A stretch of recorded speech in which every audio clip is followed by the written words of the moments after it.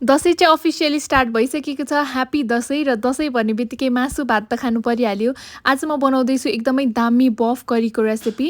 एउटा pressure cooker लिने र त्यसमा चाहिँ 5 चम्चा जति तोरीको तेल हाल्ने र यसमा मैले फुराए 4 वटा जति सुकुमेल र थोरै तेजपत्ता पनि हालेँ र सानो चम्चाको 1 चम्चा जिरा र जिरा पनि हालिसकेपछि 2 वटा मिडियम साइजको प्याजलाई सानसानो गरेर काटेर हालेँ। यो रेसिपी चाहिँ हजुरहरूले मटनलाई पनि सेम रेसिपी युज गर्न सक्नुहुन्छ। अब चाहिँ मैले यसमा हालेँ 1 केजी बफको मासु, छाला र हड्डीवाला पनि युज गर्दैछु मैले चाहिँ। हजुरहरूले चाहिँ बोनलेस मात्रै पनि युज गर्न सक्नुहुन्छ।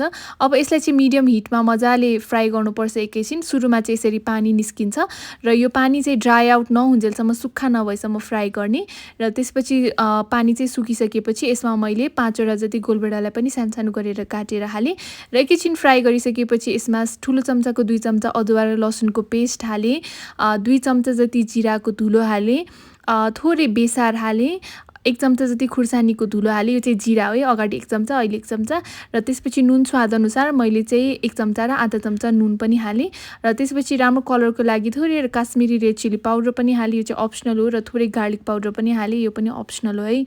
अब सबै मसलाहरूलाई लाग्ने गरेर मजाले मिक्स गर्ने यसलाई।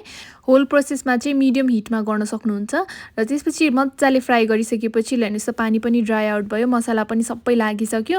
अब चाहिँ लास्टमा तातो पानी एड गर्नुपर्छ। करी बनाउँदाखेरि चाहिँ जहिले पनि तातो पानी युज गर्नुपर्छ र यसलाई चाहिँ मासुलाई डुब्ने गरेर मजाले पानी हालेँ मासु र भात खानुको लागि र त्यसपछि यतिको भइसकेपछि अब यसलाई चाहिँ बिर्को लगाएर 4 देखि 5 सिटीसम्म मिडियम फ्लेममा लगाउनुपर्छ। यहाँ चाहिँ अब 5 सिटीपछि म खोल्दैछु। यसको प्रेसर पनि आफै यतिकै रिलिज हुन दिनुपर्छ।